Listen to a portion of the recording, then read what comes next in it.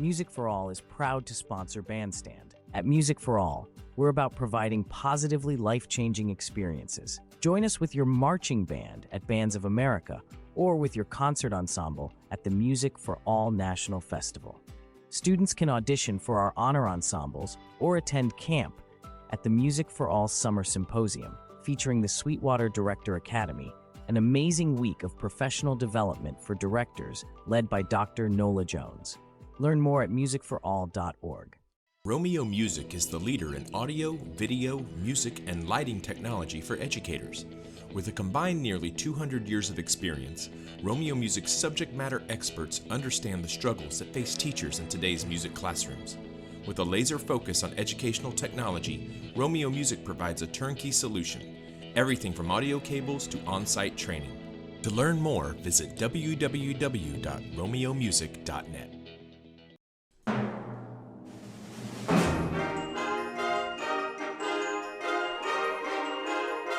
Hello, and welcome to Bandstand, the official podcast of the Tennessee Bandmasters Association. I'm your host, David Adelit, and I hope you'll join us on a journey through the past, present, and future of bands in Tennessee. We'll delve into the rich history of Tennessee bands, uncovering the hidden gems and legendary figures who shaped the state's band landscape. We'll survey the present, where you'll meet the movers and shakers of today, gaining insights from their expertise and experiences. And we'll gaze towards the future, exploring the exciting possibilities that await Tennessee's school bands.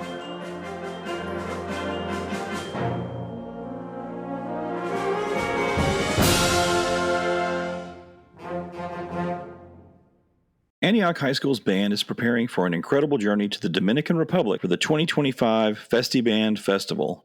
This is a once-in-a-lifetime opportunity to collaborate with student musicians and share in a vibrant musical culture. But making this dream a reality requires the support of our entire Bandstand community. In this episode, we'll chat with Dr. Frank Zimmerer, the Director of Bands at Antioch High School and the TMEA Jazz Chair. He'll share insights into the Antioch Band program, the students' excitement for the trip, and the challenges they're facing. We'll also dive into Frank's passion and methods for jazz education. If you feel so inclined, and I hope you do, check the GiveBacks link in our show notes to help send these students on this incredible trip. Okay, everybody, this is going to be fun. We have Frank Zimmerer, Dr. Frank Zimmerer, on the podcast for this episode. And Frank is the Director of Bands at Antioch High School in Metro Nashville Schools. Frank and his band have been invited to perform in the Dominican Republic. And I think, Frank, you're the first North American group to be invited for this festival. Is that true? That is true. So Festi Band is an international band festival in Santo Domingo, Dominican Republic. And usually it's bands from the Caribbean, Central and South America. Last year's, featured group outside of Central and the Caribbean was a group from Colombia. And we were invited this past, May, by the festival director to be the first American band, which is pretty awesome, considering that, for those of you who don't know about Antioch, Tennessee, and Antioch High School, Antioch is the highest EL populated school in the state of Tennessee, which means we have the most English language learners of all the high schools in Tennessee. Most of our students speak Spanish, both at home and at school. So being able to go to this festival and communicate and collaborate with students and understand what's happening is incredible. Mm-hmm. For those people who've always asked me, like, what is this festival like? If you're familiar with Music for All, just take Music for All and put it in the Dominican Republic. That is exactly what this festival is. That's great. I mean, so how did this happen? I mean, what was your connection that allowed this invitation to come through? Tell me the story of that. Sure. So some people on this podcast may know Tom Verrier, the director of bands, director of wind studies at Vanderbilt University. He and I have grown to be very close because he has a passion for bands in Latin America, and so do I, because my students come from countries of Latin America. So we've been collaborating over the years. He's brought students and he's brought conductors from Central and South America to visit Nashville as part of a Latin American conducting symposium. My students have had a chance to interact with those students. They've had ways to interact with me as well.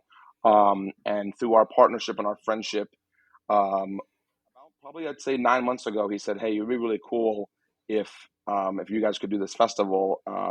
This year they're inviting a band from Colombia. They usually try to invite one band from not the Caribbean or not Central America. So we'll kind of see. And we got it, and it's going to be an incredible experience. Our only task now is to try and fund it. Mm-hmm. We are Title One, and we do have, for lack of better terms, nothing. So we remain optimistic. It's crazy because I'm usually a realist when it comes to these things, but I'm trying to be as optimistic as possible. And there's probably somebody on this podcast who has a bunch of money they want to just throw at us, right? And Somebody I'll make feels it really, really trying to get into heaven or something. Yeah. You got it. So we'll see. I'm optimistic. Our students are optimistic. So we'll see. Okay, so give us the rundown of what's going to happen. Like, what is the? I don't want you to completely nerd out on the trip itinerary, but like, kind of what is the trip itinerary for this? So bands and ensembles will travel to Santo Domingo to perform. And the really cool thing about Festi Band is, and for those people who don't know about Latin America, especially in the Dominican, a lot of people don't realize that in the Caribbean, in Central America, in South America, band does not meet during the school day. So a lot of these bands are after school activities, and a lot of the bands are community bands. So typical like a community band in Nashville, but just imagine a community band of students. So in the Dominican and in other countries in both the Caribbean, Central and South America, you'll have recorder bands. You'll have bands of just simple brass or simple woodwinds. So they have certain categories of, they call them juvenile bands, maybe bands of like 9, 10, 11-year-olds. They may have bands of, kind of our version of middle school, our version of high school. And we will be in the category of kind of the older high school bands. Some of those students may be participating in band in their community, run by a community conductor. And they also have categories for adult community bands as well. So our students being able to kind of see how band is done in another country, and like you always say, band is band is band. And to be able to kind of see how students approach band, how band directors approach band, and how the audiences and the parents and the families and the communities come out to show support is going to be, again, an amazing experience. Absolutely. And for all these kids to share their culture and what their pathway is towards Concert F, how they all travel in different ways and route through their training to get to that place that they're performing, wind band literature. So everybody, I don't know if I taught world geography for a year at Ravenwood, and I was so good at it that they didn't ask me to do it again. So the Dominican Republic is sort of between Florida and South America. It's on an island it shares an island with Haiti. Correct. And it's very close to Puerto Rico. Correct. Right? Yes, that is exactly correct for all of you geography friends out there or geography illiterate friends out there. It is okay. I might have been looking at Google Maps while I was saying that. It's okay. We're also super excited because part of the festival is each band has to perform one piece of music by a Dominican composer. So getting to kind of dive into the literature that is unfamiliar to everybody is great. We also will have to play a piece of music that the festival sort of picks for us. So every band in the category plays the same piece of music. So again, interpretation will be really cool, and getting to see other ensembles and their interpretation of that piece. And then we'll get to pick either one or two pieces of our own. We're kind of thinking about to do something. I wouldn't necessarily use the word Americana because, looking at our demographics at Antioch, we're not the good old Americana band, if you can say that. So maybe something that represents us, but also represents our culture. There's a lot of great music out there by American composers with roots in Latin America, with roots in Mexico, Guatemala, Honduras. So it'll be cool to kind of get into that and kind of express ourselves as not only an American band, but an American band with some culture attached to it. And how many groups will play? I love that, by the way. How many groups will play? It's unsure. There's usually about 5 or 6 groups per category. So let's just say 5 or 6 groups in the juvenile category, 5 or 6 groups in that kind of like ages 13 through 15. And then of course us would being like the 14 through 17, 14 through 18, and then the community band. So there could be upwards to about 20 groups there. But the cool thing is, again, kind of comparing it to Music for All, there'll be opportunities for master classes. There'll be opportunities for collaboration.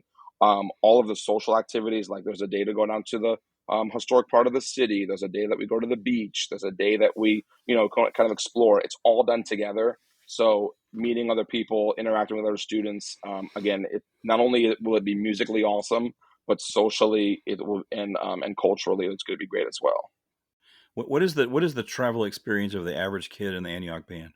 Yeah, so the majority of my students haven't left Nashville.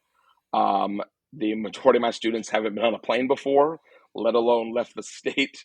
So as far as travel, this is going to be probably one of their first travel experiences, and if not a travel experience, one of their first international travel experiences for sure. I have students, of course, who have visited their home countries. We have a lot of students from Mexico, Guatemala, Honduras, um, El Salvador, um, Puerto Rico, Cuba. So, other than their home country, traveling somewhere else, it's probably gonna be their first time. Okay, so it is pretty close to Venezuela. What is the influence of El Sistema on bands from that area? Unsure. We will not Haven't put really. this in the podcast. Yes, haven't really gotten that far yet. Actually, funny story. I guess funny story about Venezuela. I had a student a couple years ago, who was from Venezuela, and I remember when he first came to Antioch, he was extremely nervous about joining band because he spoke Spanish and no English. But after meeting me, I mean, I'm pretty. I wouldn't say I'm an expert, but I'm conversationally Spanish. I guess proficient. So talking to him and him realizing, hey, I have a safe place here. This will be fun. Kind of got to talk to him, and I was like, what's your experience? Well, I play percussion. I used to be in the national teen band and orchestra in Venezuela, and I was like, that's cool. Do you know a guy named Gustavo Dudamel? Hmm. He pulls out his phone, he gets on YouTube, and he says, look at here, look at here. It's Dudamel conducting his teen orchestra when he was like 14 years old playing percussion. And I was like, this guy, this is wild to think that not only is he That is from awesome. the same area, but he's literally with one of the top conductors in the world in his home country learning. I mean, it was incredible. Just so tough stuff like that. Just to know that like band does exist, orchestra does exist outside of Europe, outside of America. It's and again, being in touch with people again from like the Dominican, Colombia, Mexico, Guatemala, Ecuador, bands everywhere. Sometimes you have to go find it, but it's there, it's happening. How much does it mean to your students that you speak Spanish? A lot, and I would say more so their parents than the students themselves. Case in point, a lot of my students, again, if you think about it culturally, the reason why I'm in band is because my parents either A were in band, they were for like a year, didn't last very long, but they saw the high school marching band and they grew up around like, American school systems. And a lot of people, in America do band because their parents did band or saw band or played football or whatever. They don't have that in Mexico. They don't have that in Honduras. They don't have that in El Salvador. They have it in Costa Rica. They don't have the sports. So when I have an eighth grader that I'm talking to say, hey, you should really do high school band, and they say, well, my parents are extremely nervous about that, not because of, the term band, but like, what is American football? What is this whole, we stay after school and we rehearse? What is this? We get on a bus that some adult takes me to some place and we play these tunes and come back after dark. Like, what is that? So for me, speaking Spanish and being able to put parents at ease, whether it's through writing, text message, phone call, face to face meetings, that's the biggest thing because these students of mine are the first from their families to get this experience. So now, after I get their parents to feel at ease, their siblings are going to do band. And then once my students graduate and have kids of their own, their students are going to do band. And I tell my students all the time, your parents, your grandparents didn't have this opportunity, but because you do, you're going to do what my parents and what my grandparents did, and they had experiences in high school and whatever. And because of those experiences, I'm in band. I appreciate the arts. Because of your experiences as a kid right now, your kids and their kids are going to have these experiences. Mhm. So to kind of wrap a bow around that thought, I think it's super important that I speak Spanish. Um, I'll be in the school and there'll be a kid who I can just tell is lost and confused. and I'll ask them, hey, you know where you're going? And he'll just look at me and I'll say, ¿Habla español? Oh, sí, por favor, ¿dónde está así? Okay. It's like, okay, let me help you. And just seeing a smile on those kids' faces and being That's able to awesome. say, hey, you're going to be fine. The K hallway's down the hall to the right. Just tell them you were late. And if they need me, they can call me. Thanks so much. Easy. Did you take a class? Did you, is this Duolingo? This is all from studying in school, brother. You got to pay attention in biology class. You got to pay attention in physics class. I took Spanish since I was in 7th grade, and took it through high school. I'm not an AP Spanish student. I'm not an IB Spanish student. I just took regular old Spanish and didn't speak at all when I went to college because I don't know about you, but there's not a whole lot of Spanish going on in Knoxville. Go Vols. Neither in Tallahassee, Florida. Go Noles. But Oops. when I got oops, that's a whole other podcast. When I got to Antioch 8 years ago, my Spanish picked up like it was yesterday, and I try and speak it as much as I can. If I'm out in the community, if I'm at a restaurant, if I'm at a store, if I'm at a place where I know there's Spanish being spoken, I try and do it. It's kind of influenced my wife to learn how to speak Spanish, which is great. So again, Shout out Jen. Yep. yeah, shout out her, of course. I mean, you've said this many times yourself when you were, teaching at Franklin and teaching, in Murfreesboro. It's like you have to be a part of your community. Yeah. And if I'm going to be a part of my community and I don't understand my community, that's problem number one. God, I love that, Frank. I just got goosebumps hearing you say that. You have to, you have to. And is it a pain sometimes people to learn how to speak Spanish? Yeah, but it's important.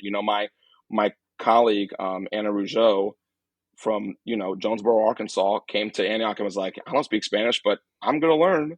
And she's been taking classes, she's been doing Duolingo, and she's to the point now where at least she can tell a kid, hey, I can't help you, but I'm gonna get you somebody who can help you. I can get a translator for you, I can get a service for you, I can make it happen. And if all else fails, let me just call Dr. Zimmerer. He's right over there. He can come help and we can all have a great time together. And that's totally fine. That's awesome. So yeah. I barely speak English, so exactly. But I had a student at Ravenwood. When I was at Ravenwood, we took the band to Chicago to hear the Chicago Symphony, and I wanted to get the kids to be able to meet some of those musicians. And so we got in somebody's receiving line, and I didn't know where we were going. I'm at the back of the line with my school principal, Dr. Vaden, and we're in somebody's receiving line. We're in the bowels underneath Symphony Center. And as we're sort of approaching what I assume to be the end of the line, I realized that we're in Rostopovich's receiving line. Wow. He had been the conductor that night. It was an all-Russian program. Everybody knows him as a cellist, but he was also a conductor. And it's me and Dr. Vaden, and this young student in front of us was from Japan. She was brilliant, oboist. And her English skills were very limited.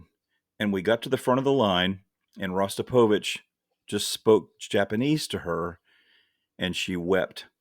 Yeah. She stood right there in that receiving line and wept because to hear her own language being spoken to her was so moving for her. It was incredible. I'll never forget it as long as I live. Have I learned to speak Japanese because of that? No, it does not move me that much. No. But it did change my perspective on what it's like to have someone speak your own language to you. So you have to. I mean, even at, and I bet you there's people listening right now who may have students in their band, programs that don't speak English.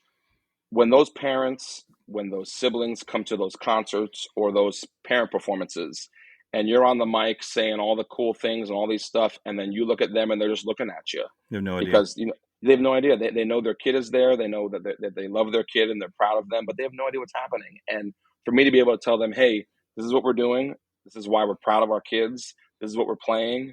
And this is how it is. And for them to say, whoa, like now I know what is happening. They have an entirely different experience than just being there for their kid and feeling like an outsider, feeling like a loner. Yeah. And all too much now, especially in, our schools that are so diverse, is there are so many parents, family members, siblings who feel like loners and they don't feel welcome. They don't feel invited. And it's our job to use music, to use band as the vehicle to not only get them in the room, but keep them in the room. 100%. and do whatever we need to do to make sure that they're seen and they're known. We have to be evangelists. We really do. Yes. We have to be evangelists, because if getting kids into a band program like yours, whether it's able to do a trip like this or just being really good at playing some concert band music, it's life changing. Yeah, and I challenge. I would say too. I challenge directors that maybe are unfamiliar with certain concert works or anything that maybe culturally different than who they are or where they've been what their upbringing is to either reach out to folks to help them or just dive in. There is so much great literature out there by underrepresented composers. I mean, I know Alfred Watkins has a huge list of prominent, some of them young, prominent African American composers. There is a great consortium of women composers. There is an awesome, of course, consortium of Mexican composers and Mexican American composers. I know there is a new conducting book out there of chorales written for young conductors, especially at the college level, by underrepresented folks, whether that is sexual orientation, race, socioeconomic status, culture, whatever. We got to get in there. And if we're going to play American music, America is not just, all white dudes, you know what I'm saying? Yep. So, I challenge people to get out there and look for it because it's all there. And your students will be very, very happy to know that, hey, someone's writing music that looks like me. Maybe I can do this as a career, or maybe I can, have my kid do this and not feel like I'm the loner, whatever it is. But anyway, now I'm preaching. It's okay. So what else do you want folks to know about this trip? I mean, I know I want to get to this solicitation for donations. Yeah. So it is expensive. We know that it's expensive. We know that it's a dream. We try not to make it like a pipe dream, but it is a dream, and we're hopeful. We have reached out to every imaginable grant and nonprofit and organization in the state, in the city of Nashville, you name it. We haven't had a lot of traction. I know it's kind of tough because it is a one-off situation, but again, you never know. We're hoping to get lucky. We're hoping to find someone who wants to make a difference and kind of spearhead some things when it comes to donations. Currently, we have what's called a Give Backs campaign. It's similar to GoFundMe, but it's our district-approved kind of fundraising platform. I always say, the easiest way to get to that is to go on our Instagram page. It's at the Antioch Band. You can find more information there. You can find the website. You can find more information about us and who we are. But also, if you know folks or have, ideas, call me. Yeah. And I'll include the link to that give back in our show notes. So when folks Cool. pull this up, they can see that link.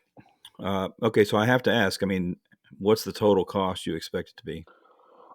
It's going to be probably about $1,000 a person. So it's going to be about $50,000. Yeah. We can get there. We can do this, people.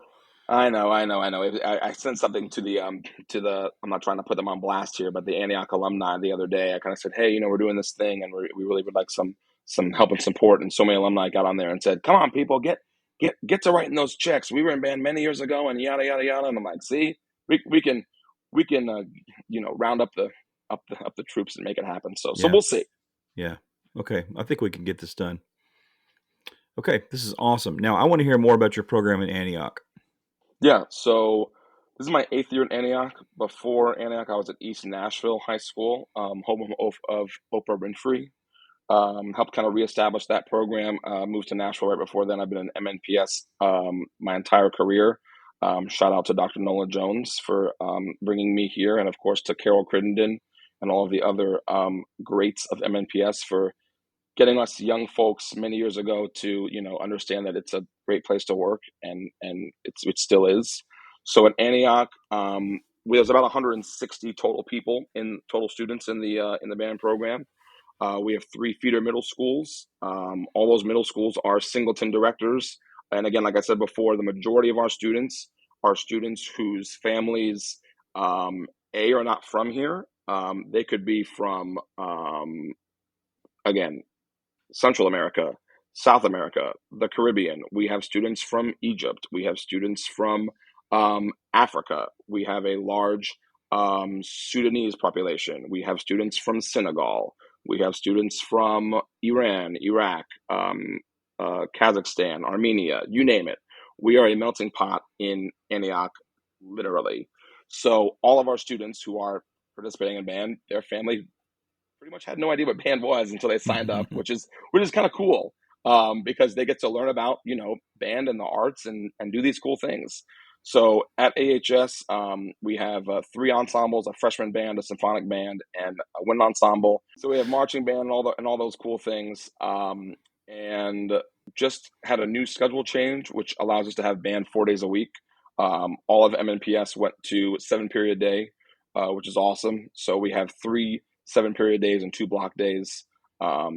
Gets the horn on the face. You know this. By teaching in those situations, gets the horn on the face more often. And in our situations, where a lot of our students either A, live in an apartment, B, live in a situation where their parent maybe works and they have to take care of siblings. Their parent may also be working from home online, so practicing an instrument may not be feasible or possible. It allows them to have the horn on their face 4 days a week, which, if that's the only time they'd have it, it's better than 2, it's better than 3, it's better than none. Absolutely. So it's really been awesome so far. But yeah, it's we have 3 full-time directors and a half-time director, which is pretty cool. A long time ago, we had an administrative staff that said, "Hey, the band is important, and we need to support the band, and we need to give them, the educators to help all of our students succeed." And every administrator since then has been the exact same and have supported us in what we do. And of course, we return that with supporting them. I just got an email the other day: "Hey, can you guys, open up the first senior meeting of the year on Thursday and play for the seniors and just kind of get them hyped up?" Yeah, of course, duh. Absolutely. Hey, we had a big fundraiser this past Friday at our first football game. It's called the Bear Fair. It's a big event. We also do open house. So of course, being involved in that. We're going to try and do one of those walk to school days in a couple of weeks at one of our local elementary schools. We always try and get out in the community. We've performed at Tanger outlets. We performed at Plaza Mariachi. We performed at gas stations. We performed at community centers. Yep. We've done everything because, again, the more that people who are not familiar with band because of where they are from can see what band is, how do I not know that couple with a 2-year-old kid who doesn't speak English but sees us at Plaza Mariachi doesn't put their kid in band when they go to XYZ middle school in however many years in MNPS. Yes. And it may have been that performance that we did that gets them in there. I mean, I said the same thing.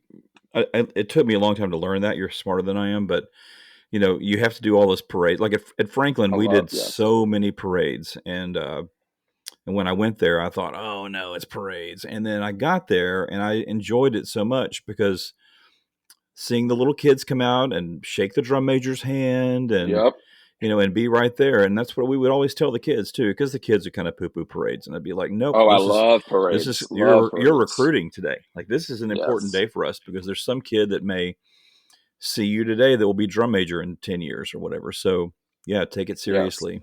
Love parades. National Veterans Day Parade. We are there every year, whether it's raining, snowing, on a weekday, whatever. And the kids know that.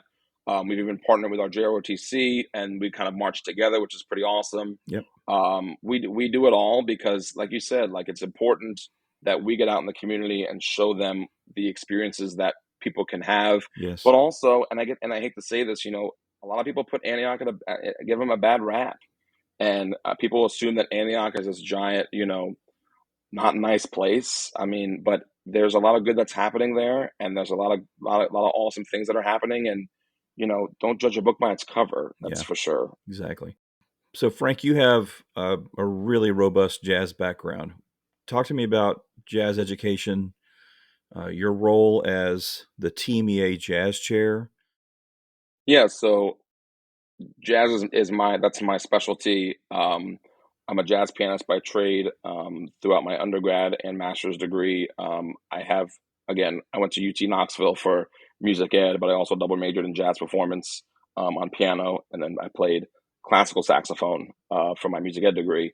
but studying with people like Donald Brown, Greg Tardy, those guys who have literally paved the way for the Young Lions movement of the 80s and 90s, and understanding how to deal with the music and understand how to kind of embrace America's true art form. And then, of course, going to Florida State and working with people like, Bill Peterson, Paul McKee, Leon Anderson, and Scotty Barnhart, the director of the Count Basie Band, and really understanding that no matter where you put it, and I tell students this all the time, I kind of give them this is my activity for them. I say, I will give you $100 if you can give me a genre of music that does not come out of jazz, a genre of American music that doesn't come out of jazz.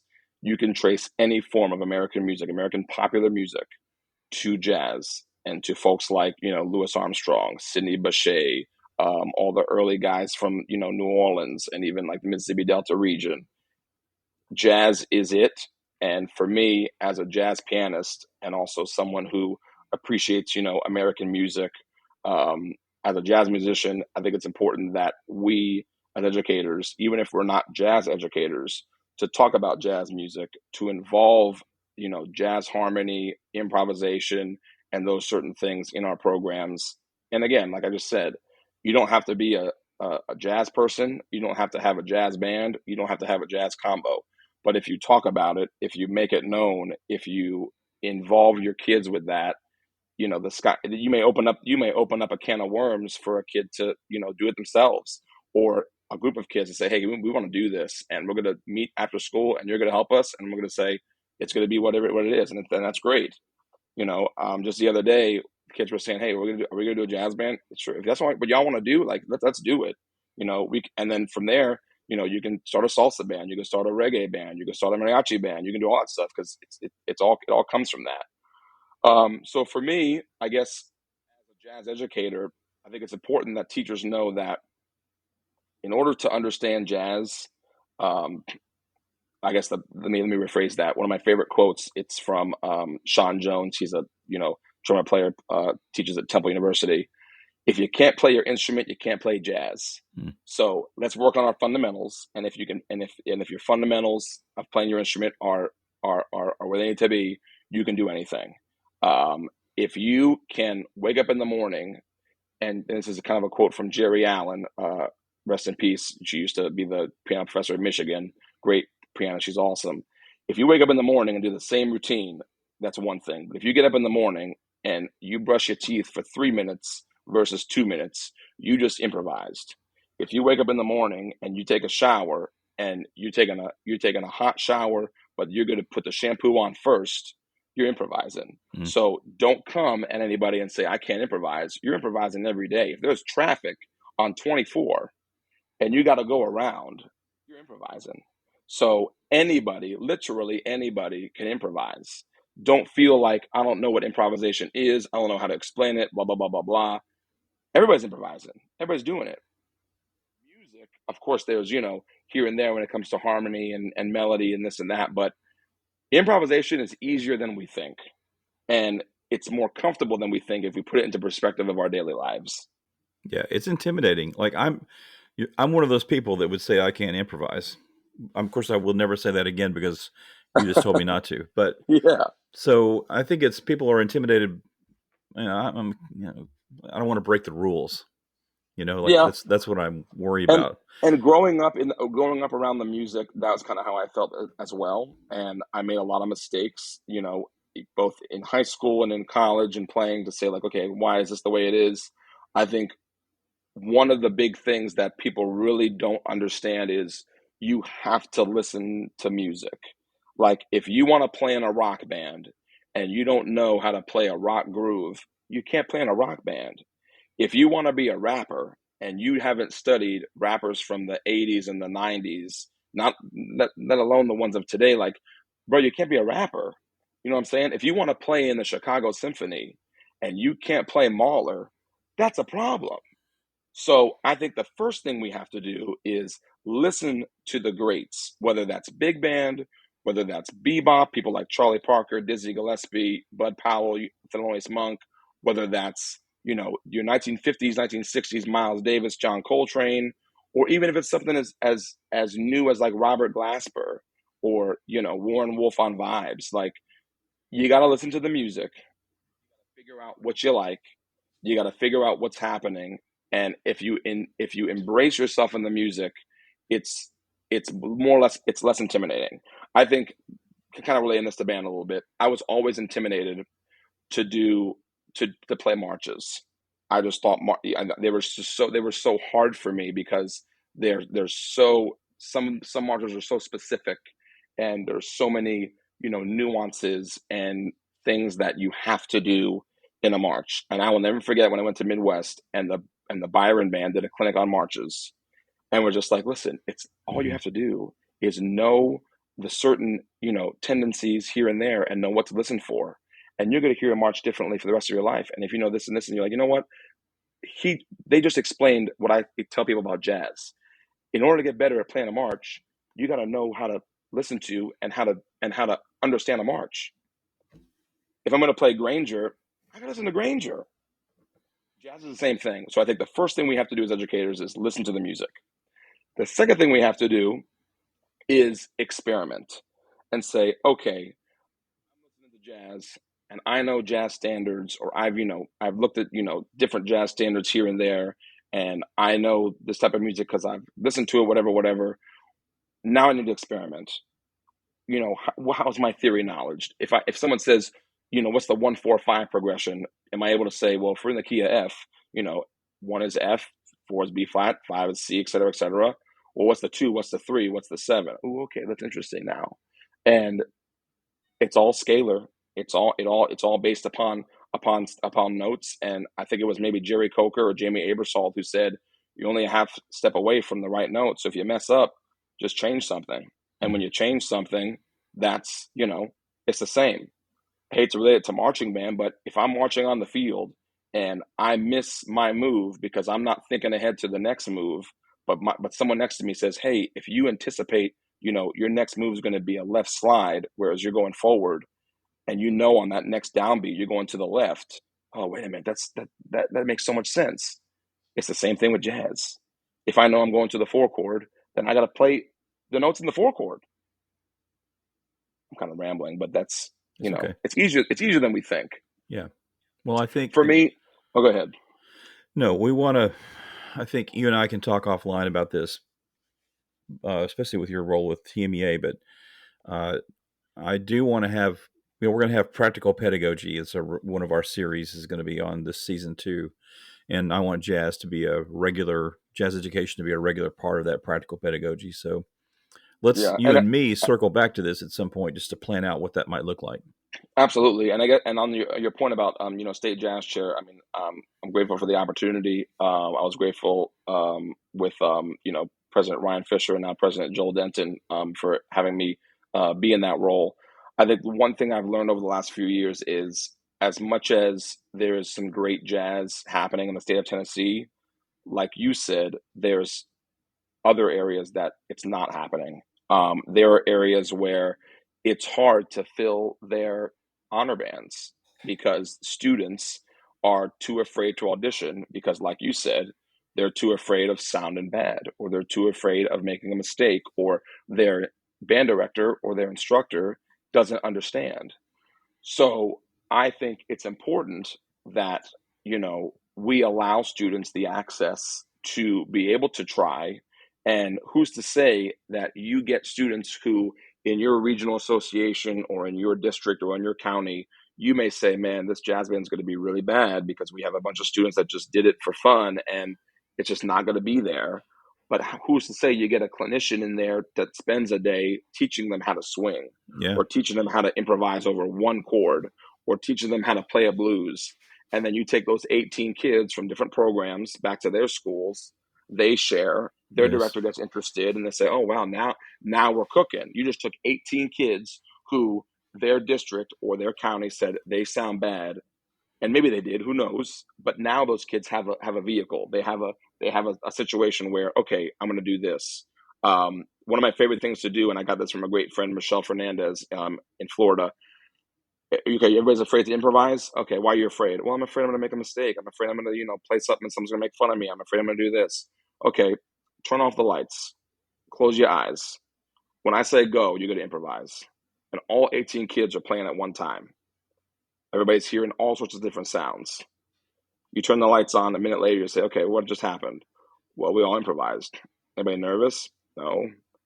Anybody, see anybody making a mistake? No. So where are we now with improvising? Oh, wow, it's a lot easier than I thought. Simple things. But I think, going back to us as a state, there are so many great jazz educators in the state. There's so many great jazz musicians who live in this state. There's so many great programs at colleges, universities, and communities, getting involved and getting folks out to see those people. I don't know when this podcast is going to air, but a week from this Wednesday, Herbie Hancock is in Nashville. If you haven't seen Herbie Hancock live, I mean, you need to spend the money and go down to the Schermerhorn and hear him play.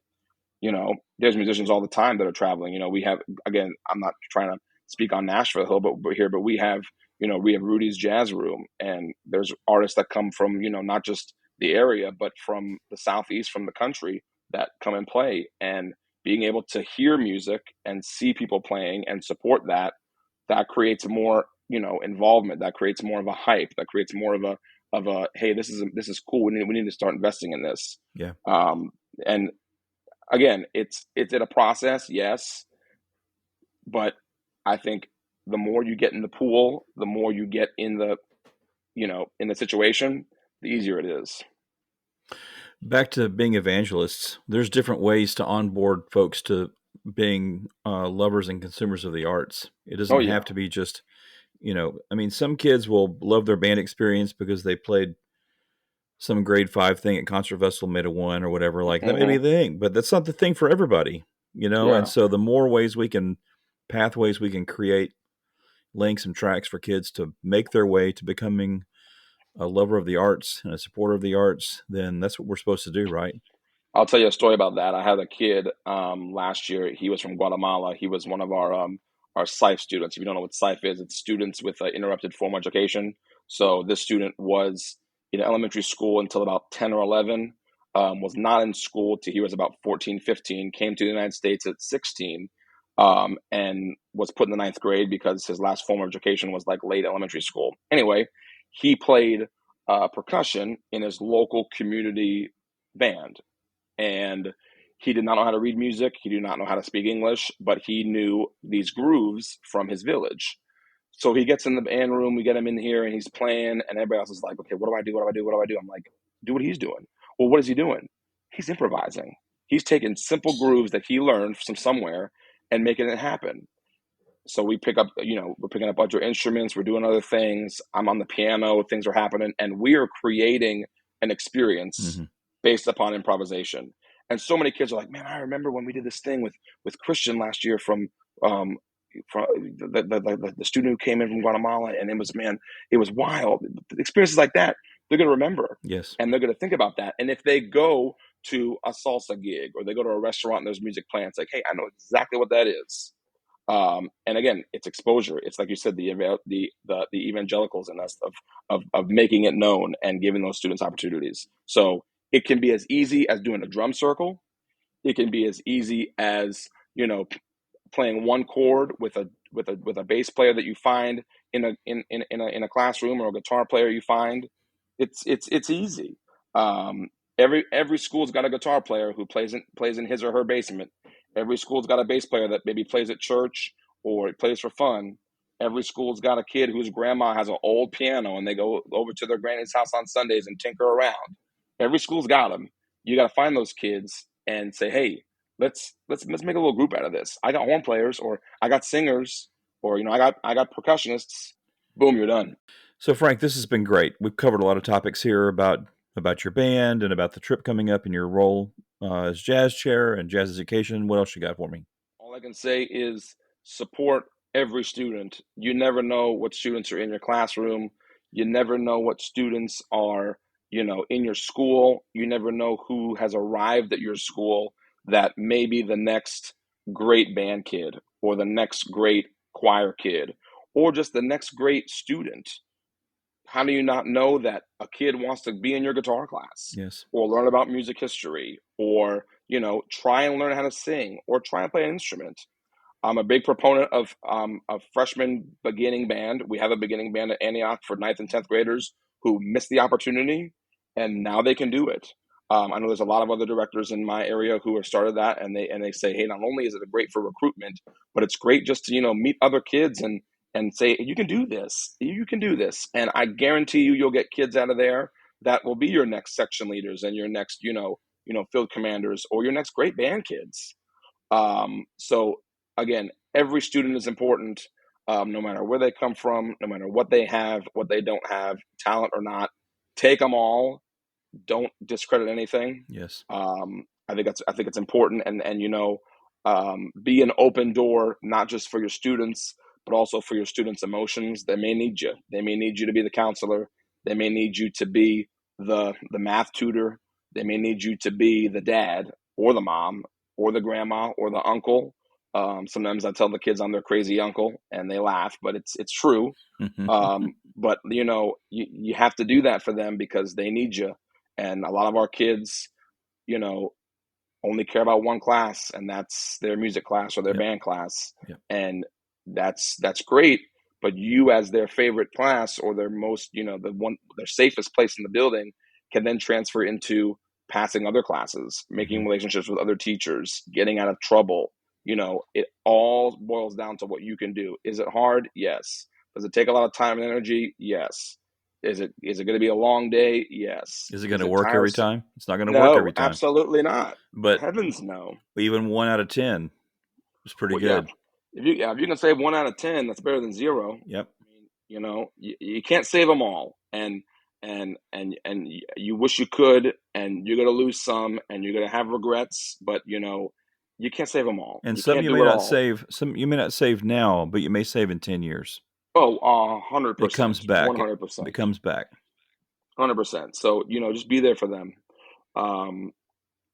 But yeah, it's and don't be afraid of teaching in an urban area. Don't be afraid of teaching in Title I.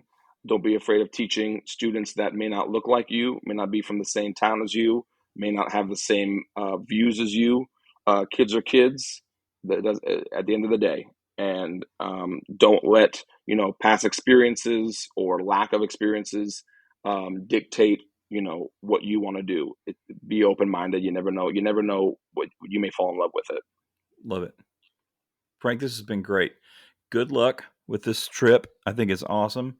I'm sure everybody listening to the podcast thinks it's awesome too. We're going to have a link that we're going to add in our show notes so that folks can contribute through this give back program. And look, Bandstand listeners, it's $50,000. We can get this done. So let's make it happen. Let's rally behind this band program that's doing something for the first time. And let's just get it done. Let's make it happen for the Antioch group. Thank you. Gracias a todos y mucho gusto para estar en este podcast. Sí. Let me get out Google Translate for a second. Thanks, Frank. It's always fun talking to you. All right, man. Appreciate you. All right. Thanks for listening to Bandstand. Bandstand's mission is to build a stronger, more unified band community in Tennessee by fostering meaningful conversations about the past, present, and future of school bands in our state. If you have topic suggestions or need to get in touch with us, email us at tbabandstandpodcast@gmail.com. Your input is important to us, and if you have a topic you'd like to discuss about the past, present, or future of Tennessee bands, please let us know. Again, that email is tbabandstandpodcast@gmail.com. Right now, we're broadcasting on Spotify, YouTube, and Apple Podcasts, so please subscribe, review, and rate Fox 5, please. And if you find something interesting or helpful, please share this podcast with your friends. Bandstand is proud to be sponsored by Music for All and Romeo Music. See you next week.